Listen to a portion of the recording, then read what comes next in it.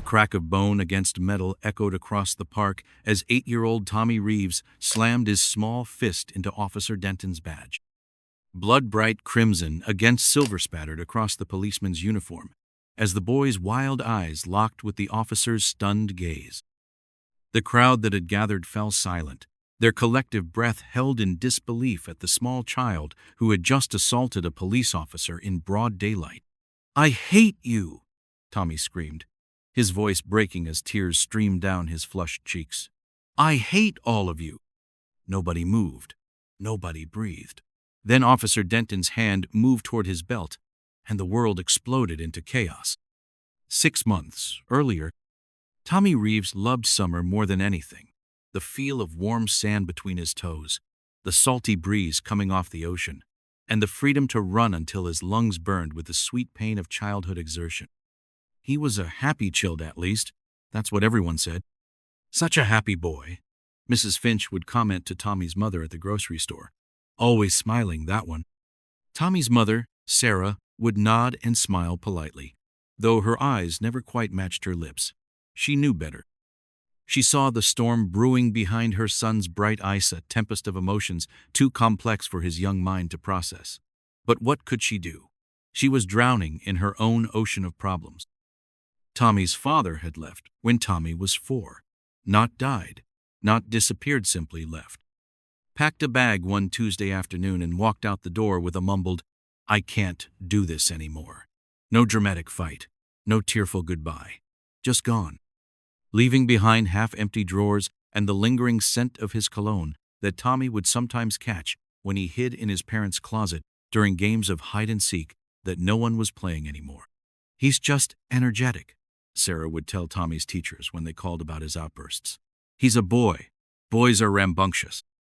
But Tommy wasn't just energetic. Tommy was angry, the kind of anger that burned hot in his chest and made his small hands curl into fists at his sides. He didn't understand it himself. How could he? He was just a child, but he felt it all the same. This rage that seemed to live inside him like some terrible beast, clawing to get out. The summer Tommy turned 8 was unusually hot, the kind of heat that made tempers flare and patience thin. Sarah was working double shifts at the diner, leaving Tommy with a rotation of neighbors and babysitters who were more interested in their phones than in the quiet boy who stared out the window for hours, imagining worlds where fathers didn't leave and mothers weren't always tired. It was during this summer that Tommy met Officer James Denton for the first time. Not in any official capacity. Tommy hadn't done anything wrong, at least not yet. They met at the community pool on one of Sarah's rare days off. Officer Denton was there with his own son, a boy a few years older than Tommy who swam with the confidence of someone who had been taught properly, not someone who had learned by trial and error and a few near drownings. "Your boy's got quite the arm," Officer Denton commented to Sarah as they watched Tommy launch a pool toy clear across the deep end. "He should try out for baseball when he's older." Sarah smiled, genuinely this time. "He's strong for his age, takes after his father that way." Something in her voice made Officer Denton glance at her left hand bare of any ringand, then back to her face with newfound interest. Sarah pretended not to notice, but Tommy saw. Tommy always saw everything. As the summer progressed, Officer Denton became a more frequent presence in their lives. He'd stop by the diner during Sarah's shifts, sit at the counter, and leave generous tips that made her blush. Sometimes he'd bring small gifts for Tommy, a toy car, a baseball cap, once even a handheld video game that Tommy suspected wasn't new but accepted anyway because it made his mother smile. Tommy hated him, hated his perfect teeth and his pressed uniform and the way he called Tommy Sport or Champ as if they were characters in some family sitcom.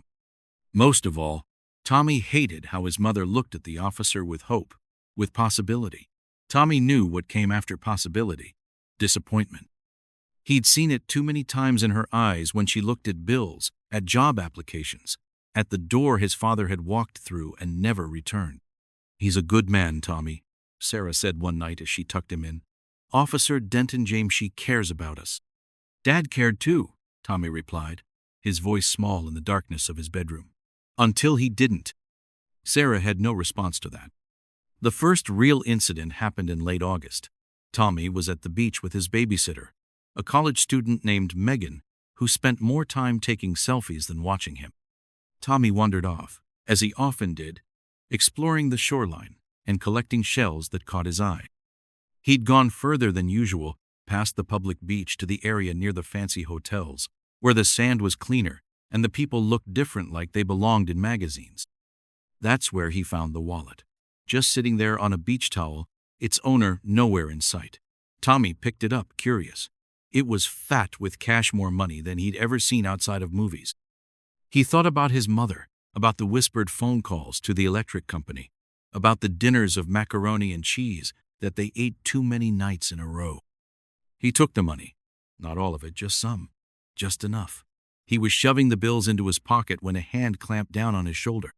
"What do you think you're doing?" Tommy looked up into the face of a security guard, his expression stern beneath the brim of his cap. "Nothing," Tommy said, dropping the wallet as if it had burned him. But it was too late. The guard had seen. Within minutes, Tommy was seated in the security office of the Grand Marina Hotel, tears streaming down his face as the guard called his mother.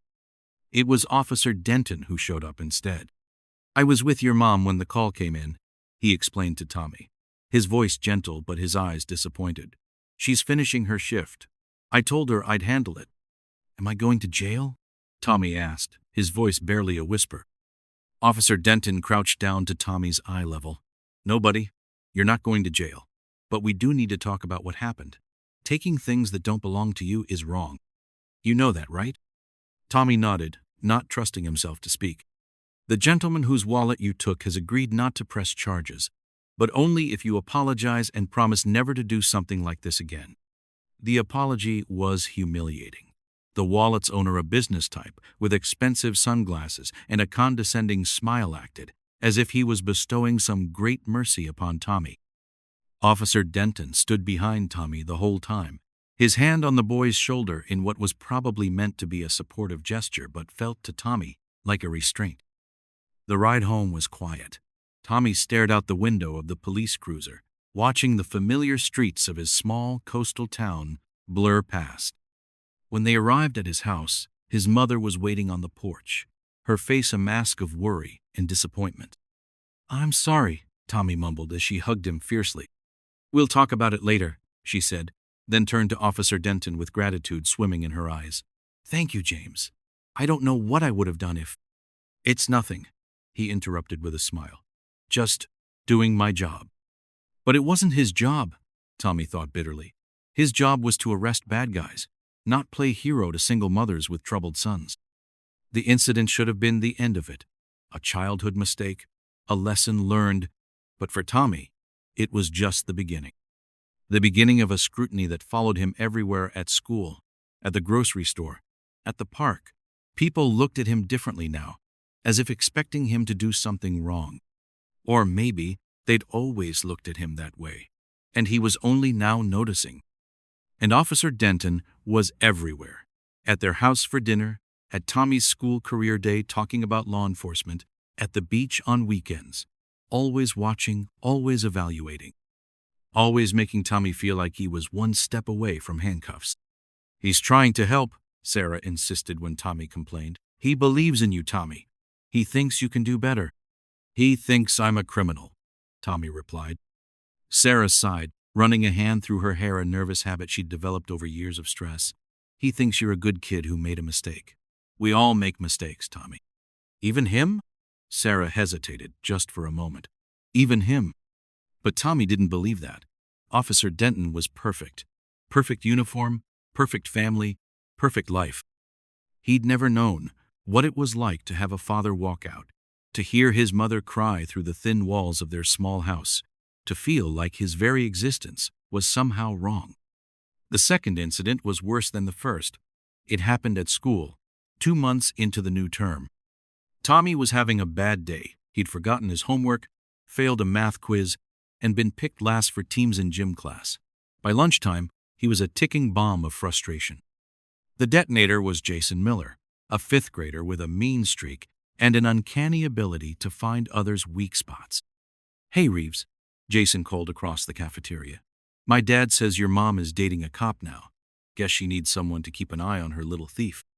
Tommy didn't remember crossing the room. He didn't remember the first punch or the second. He only remembered the taste of blood in his mouth, his or Jason's.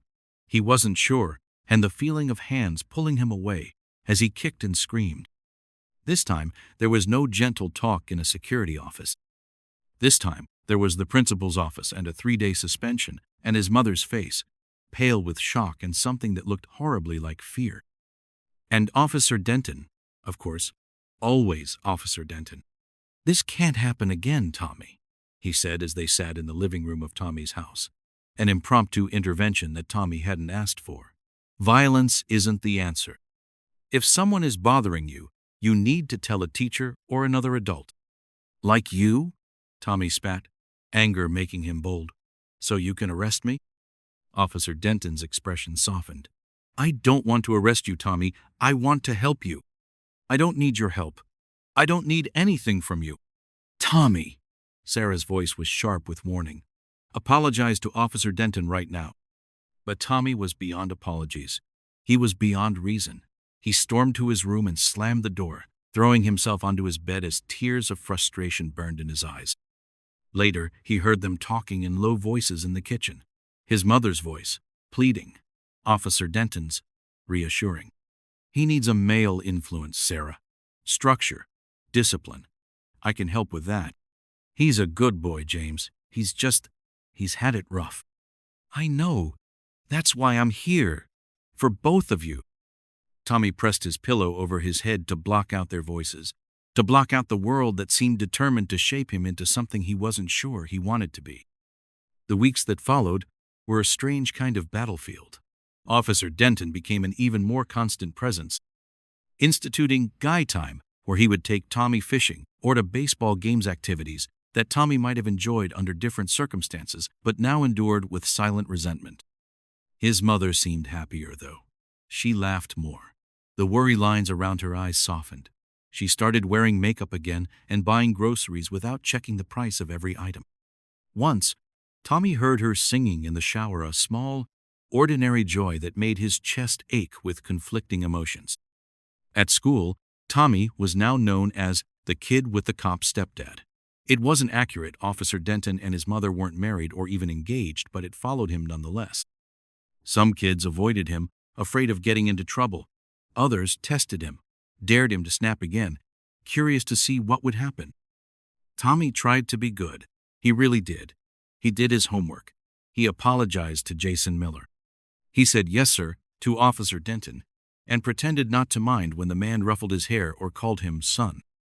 But inside, the anger continued to grow, a hot, living thing that expanded with every forced smile, every pretend laugh, every lie that he was fine, just fine. The breaking point came on a crisp autumn day at the community park. The town was hosting a fall festival, complete with pumpkin carving, apple bobbing, and a small parade.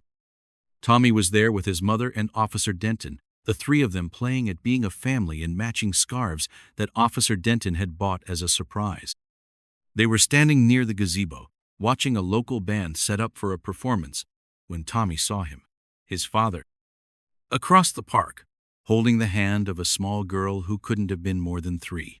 Beside him was a woman, pretty in the soft way that Tommy's mother had been before life had hardened her edges. Tommy froze, his apple cider forgotten in his hand. He hadn't seen his father in 4 years, but he would know him anywhere. The same walk, the same laugh, the same way of tilting his head when he listened. A father, a real father to someone else. Without thinking, Tommy began walking toward them. He didn't know what he would say or do, only that he needed to move, to act, to do something with the tsunami of emotions crashing through him. "Tommy, where are you going?" His mother's voice barely registered. He was halfway across the park when he felt a hand on his shoulder, stopping him. Officer Denton. "Whoa there, buddy! Where's the fire?" Tommy tried to shrug off the hand, his eyes still fixed on his father, who hadn't noticed him yet. "Let go of me. Tommy, your mom and I were worried. You can't just wander off like that." "I said let go!" Tommy's voice rose, drawing attention from nearby festival goers, including, finally, his father. Their eyes met across the crowd. A flicker of recognition, then shock, then worst of all guilt crossed his father's face.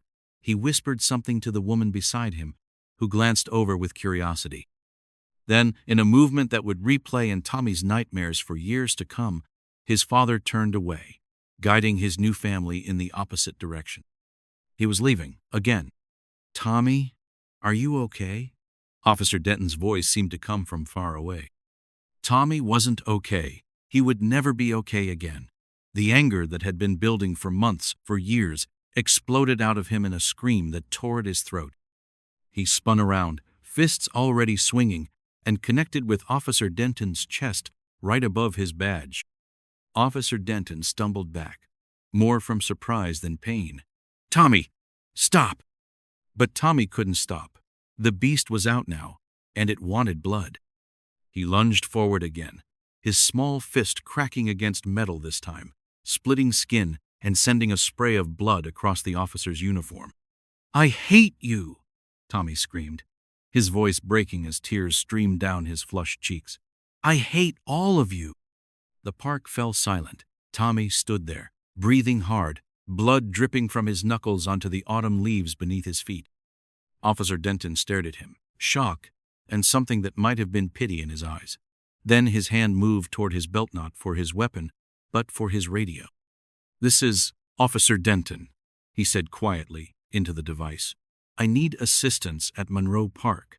Juvenile situation." Tommy's mother pushed through the crowd that had gathered, her face white with horror. "Tommy! Oh my God! What have you done?" What had he done? He had finally told the truth. That was all. The truth that had been burning inside him for so long. When the other officers arrived, they spoke in low voices with Officer Denton, occasionally glancing at Tommy, who sat on a park bench, his mother beside him with her face in her hands. They used words like disturbed and intervention and juvenile detention. Tommy didn't care anymore. He watched as his father disappeared into the crowd with his perfect new family, never looking back. He watched as Officer Denton took charge, always the hero, explaining how he'd tried to help and how some kids just need more than we can give. 3 hours later, Tommy sat in a sterile room at the County Juvenile Detention Center, a bandage on his hand and emptiness in his heart. His mother had signed papers, cried, promised to attend family counseling. Officer Denton had made calls, pulled strings, assured everyone that Tommy wasn't a bad kid, just troubled. Through it all, Tommy remained silent. There was nothing left to say. The system would process him now, try to fix him, mold him into something acceptable, and maybe it would work. Maybe he would become what they wanted, quiet, obedient, grateful. But as he stared at the blank wall of the holding room, Tommy knew something had broken inside him that day. Not just his hand or his heart, but something deeper, something essential. Outside, the autumn festival continued. Children laughed. Families took photos. Life went on, unchanged by one boy's rage and pain. Tommy closed his eyes and wished, not for the first time, that he could be anyone else. Anyone other than the boy whose father walked away. The boy whose mother looked for salvation in a uniform. The boy who had finally shown the world his true face and was now paying the price. In the end, that was the real injustice. Not that he had been punished for his action. She had assaulted a police officer, after all, but that no one had ever really seen him. Not his father, not his mother, not Officer Denton, with all his good intentions. They had seen a problem to be solved, a situation to be managed, a broken thing to be fixed. But never just a boy, never just Tommy,